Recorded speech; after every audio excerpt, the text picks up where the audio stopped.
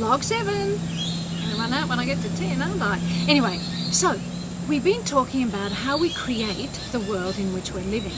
And we talked about a couple of strategies previously.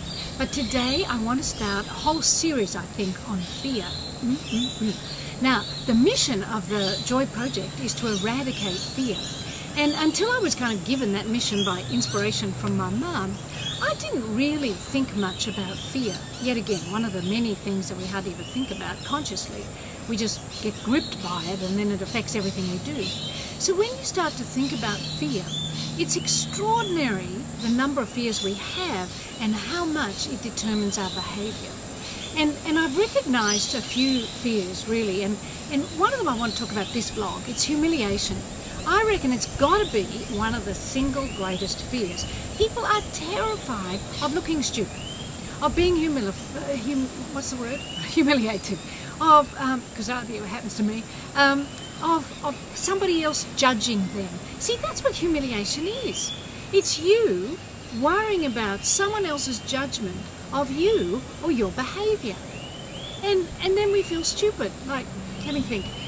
When I just left uni, and I'd lived at home all my years at uni and at university, and I went to Tasmania and I moved into a house with a doctor, a teacher, a psychiatrist and a lawyer, and I was the physical therapist, I was the physiotherapist.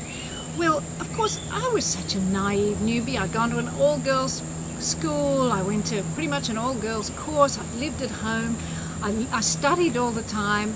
I was pretty boring. But I moved into this house. Well, it was just extraordinary. I wasn't my mum was amazing the way she brought us up. Really, we just didn't worry too much about what other people thought of us. And I'm not sure if that's a good thing, because I suspect I've done things that have hurt other people and I've had no idea. And I deeply regret it if anybody's watching this and I've hurt you and I had no idea. But the great thing was that I just always did what I thought I could do. I never worried about what other people would think about me or whether I'd appear stupid or not.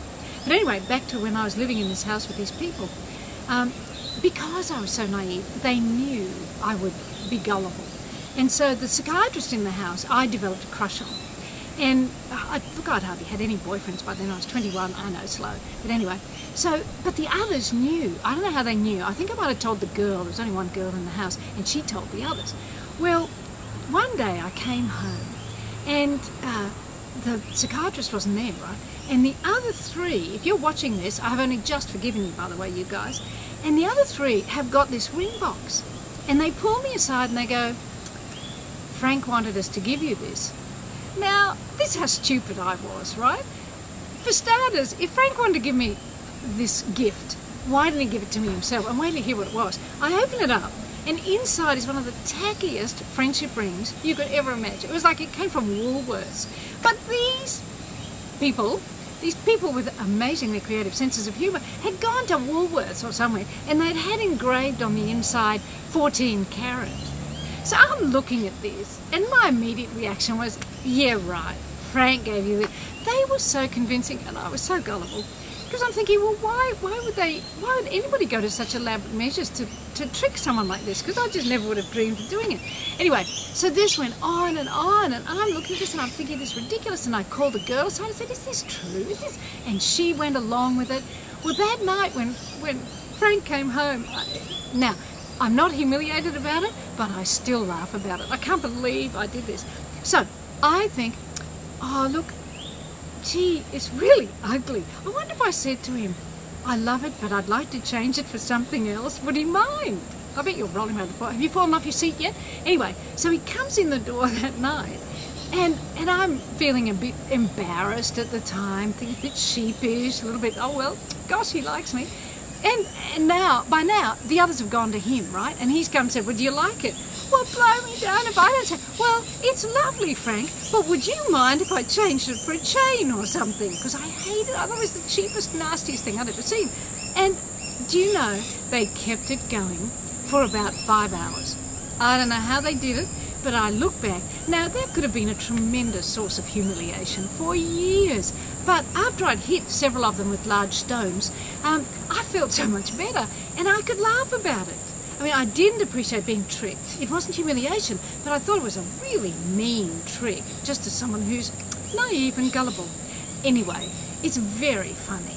And now I can tell the story and roll around the floor laughing and share it with millions of others, hopefully, who are watching this. Because forget about humiliation. It's not worth it. And I hate to burst your bubble. I want to leave you with one last thing. You know, no one else is thinking about you. While you spend your life worrying about what others think, and if they think you're stupid, and feeling embarrassed and getting affected and blushing because you think someone else is thinking about you, wrong. Everyone else is so obsessed with what you are thinking about them, they don't have time to think about you. It's the truth. Very few people ever think about you and what you're doing. So remember that, as I say, zoot, zoot, zoot from my blog, and no more humiliation. Eradicate the fear of looking stupid. You're just being human. Zoot, zoot.